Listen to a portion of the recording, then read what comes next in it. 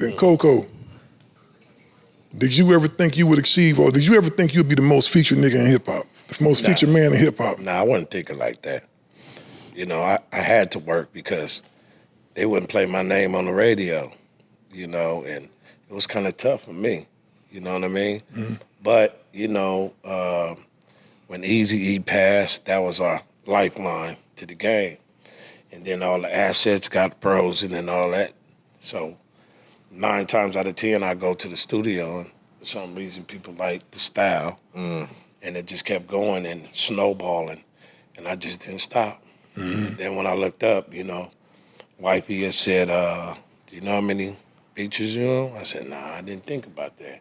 She said, I said, now I'm thinking about that. Right. You know what I'm saying? Because, you know, from A-list artists to major artists, I was always working. You know, the Chicanos, you know, doing a lot of stuff with Chicano brothers. It, you know, put food on the table, period. Mm-hmm. You know what I mean? So I enjoy doing what I'm doing. Sometimes it was good, sometimes it wasn't. Mm-hmm. But I love music. You know what I'm saying? So I tell anybody, it's cool to make some snaps, but you got to love what you do or don't do it at all. I just love what I did, and plus, you know, putting the food on the table was everything. You know what I'm saying? So I look years later, and I'm glad those doors shut in my face because they didn't want to play Kokane on the radio. Easy Eiht died, but it was in me and not on me. I had to work. You don't work, you don't eat. Mm-hmm. I just kept working because the money was good.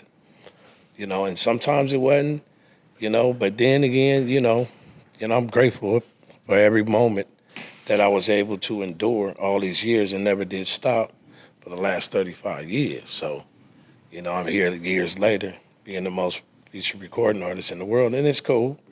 You know, it's something primarily to, you know, give to the legacy to my family. Mm-hmm. But then also, you know, years later, I look at all the influence, and it's just surreal. I never did thought that. That's dope. You know what? I was going to ask you, man, you did a record, man, because you work with pretty much everybody. Right. It ain't nobody that you haven't worked with. I heard you on a record with Puff. Right. Of all people, with all the stuff he going through. Yeah, I had to, man. I had to. It's just your ass. When you was in that studio, was you in the studio with Puff when y'all did that record? Well, I went out there to Miami. And at that time, rest in peace, Donnie from 6-0, he was my manager. So he hooked it up, you know. Diddy had called, I kind of, this ain't Diddy, hung up, and then Donnie called me back and said, yeah, it's Diddy. So Diddy has been a fan of ours above the law and Kokane, him and Notorious B.I.G. for many moons. Mm-hmm. You know, B.I.G. got his style from King T, so they love West Coast. Mm-hmm. Yep, true. Mm-hmm. So when I went out there, it was all cool. It was laid out. And I was like, oh, that's cool. So we went to his little small island, and I ain't seen nothing extra. It was cool then. That's what I was going to ask you, man. It wasn't no pink. He ready. It wasn't no pink cavi there? Yeah, he ready to see some. Evans was there. She was married to somebody from Compton at that time. The homeboy. Hold on, Faith was married to somebody from Compton? Yeah. So he was out there, right? Mm-hmm. And it was cool. So he said, we're going to the studio later that night. So we get to the studio. He's jamming, playing all the new stuff, you know, doing his little dancing. So he really be dancing, the animated and shit, dancing, doing all that but stuff? He was being. Right, go on, bust a move, nigga. You want to right now. Look at it. Hey, it never dawned on. Shake his shoulders. It never dawned on me, you know, he was being cool. Like, you cool, everybody in there cool. So I do my work, and he's like impressed. You know, I did, sometimes I'm lonely. Mm-hmm. He said, we're going to this poppin' club tonight. I said, okay. So I hop in the whip with him, nice little car. The dude pull out a tray full of ecstasy. It's no bullshit. It's, you know, everybody knows, so it's a story. So I'm just telling the story. I said, nah, I don't want none. So we go to the club, and on the first floor, you know, it's cool. Everybody chilling. Second floor is cool. Everybody chilling. When we get up to the third floor, it's kind of different. It hit different. This dude over there doing something to that dude. This dude over there doing something to that dude. And we are in a round circle with bottles and shit. I didn't get nothing to drink either. I looked at this nigga so cold like this. Hey, Coco, talking to the mic. Like, Look at give me that shit. I was like, mother, if you don't get me, I had that look. Like, nickel. He seen I went with the program. Yeah. So he dropped me off immediately, and I didn't see him no more. Next day, I was on the airplane, got my chalupas, and that was that. And I always kept that story to myself. You know what I'm saying? I just started sharing it because, you know, anybody do trafficking or whatever it is, you green, purple, blue, you know, because everybody say, especially us as people, they say, well, I always want to tear the black man down. No. What he did, it ain't cool. You know what I'm saying? But that's his business between him and God. But that was my experience, you know, with Mr. Diddy. Yeah, you know what? I feel kind of vindicated because I was telling them about that. You know, they said he was getting something like pink cocaine, pink cocoa, pink cabbie from the girl, Young Miami or whatever it was, right? Remember I told you about that Hollywood party I went to and they came out there with a tray and they had some pink powder on it. Man, You in them parties, man. And I was like, You was man, at what the the hell is party? that? And I wasn't, hell no, not with him. Yeah. I was at some weird though and they had some pink been powder like on the those motherfucking tray. parties. And I was like, damn, what the hell is that? But I got the hell on. So what do you think? Is it the money to just make a motherfucker get weird? What is it? I believe, man, and y'all can elaborate if y'all want to, I believe that's already in them. I was just going to say But they don't have the opportunity to flex like that because when you a regular dude, you can't do all that. You just can't order stuff. You just can't, I'm gonna go buy this, you know, I'm gonna do this, do that. But when you get that paper, it allows you to start experiencing stuff a little You different. would have took a trip to the island, the little island, to go do a beat.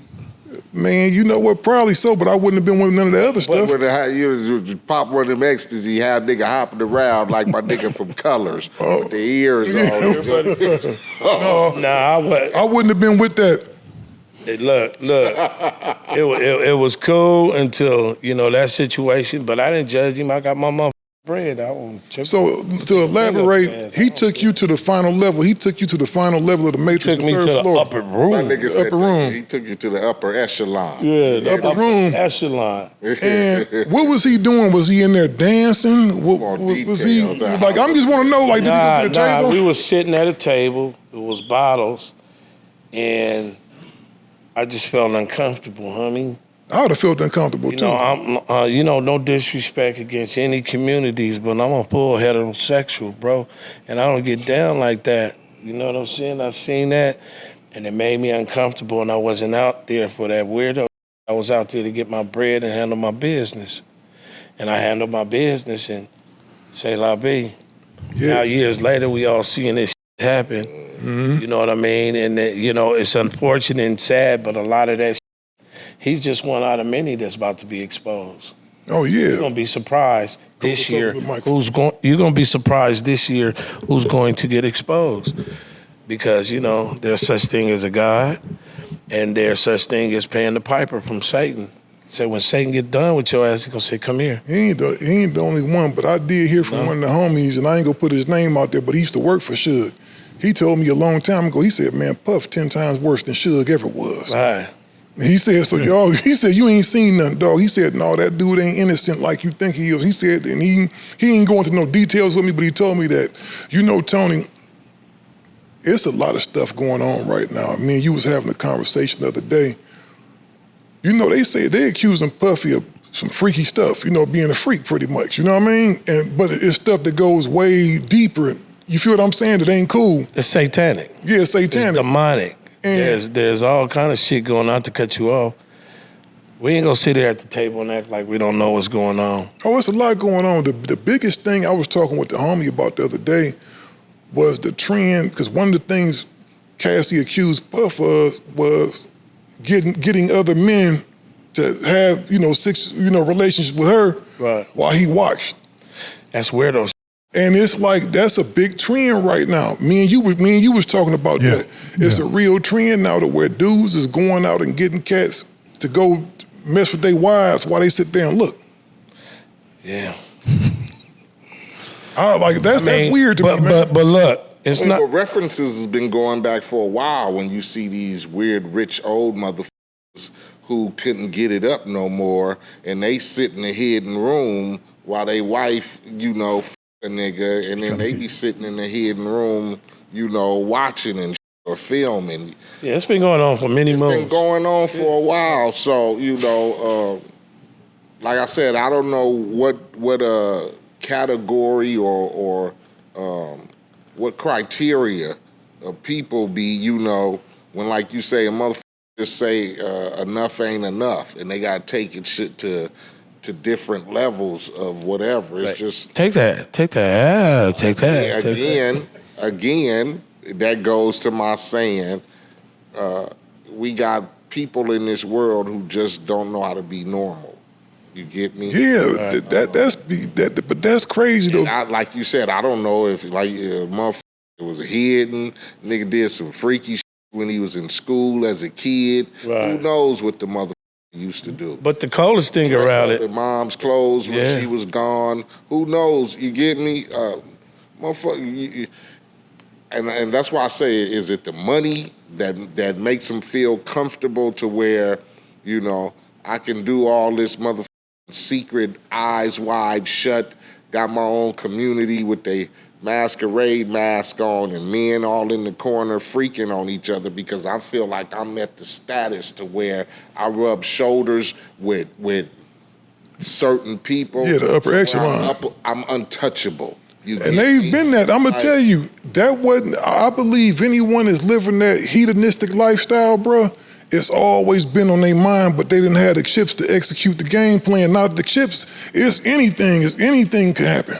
right? You know, me and you was having a conversation the other day, right? We ain't gonna put no, you know, because you ain't even tell me no names, I didn't ask no names. But you've had people proposition you. Yeah, and also I've had dudes tell me stories. For an example, see that guy over there? Yeah, that guy paid me to f his wife. Like, for real? Yeah. You did it? Yeah. What did he do? He just sat there and watched.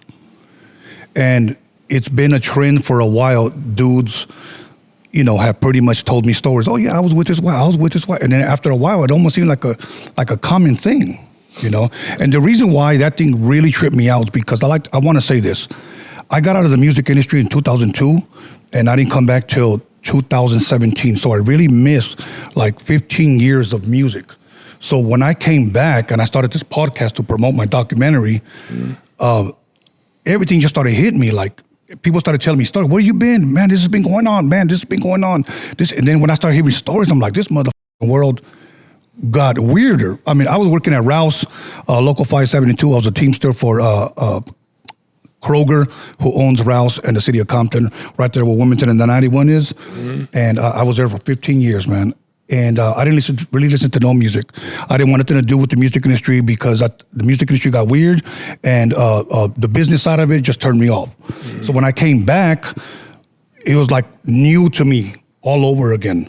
You know, I thought for me to promote my documentary, I had to buy an ad in the newspaper, buy an ad in a magazine, or buy a bus stop or something. They said, no, it's all social media. So when I got on there, to my surprise, okay, certain females started hitting me up. So I knew certain females from a long time, and I was like, hey, who is that person? They keep, you know, sending me messages. Don't message him back. And I go, him? Yeah, that's rapper so-and-so. He's pretending to be a girl to get nude pics from a dude. And I didn't know that existed. Oh, wow. So what they call that, catfishing? Yeah. Yeah. So it's a dude. Well, it's a setup. Sounds like motherfucker gonna pretend to be a bitch, and get to flirting with you and woonty woont, nigga. I'm gonna give you some pussy, nigga. Send me some of them pics, and then you send them motherfucker some pics, and then they turn around, nigga. You better slide me some bread before I let everybody. See, I never understood that cat sending them pics out anyway. You feel what I'm saying? Like what is that? Well, let me say this. Nigga ain't gonna catch you ass naked. Oh no, you ain't no pics of me out there nowhere. So what happened was, I found out later on that those guys that were acting like females were really into that. they were really into dudes, but they didn't want to come out and say, you know, I'm a dude and can I see you naked? So let me pretend I'm a girl so I can get off when you sending me pics. Man, ain't you glad you normal? Gangster Chronicles, we gon' tell you how it goes. If I lie, my nose will grow like Pinocchio. We gon' tell you the truth and nothing but the truth. Gangster Chronicles.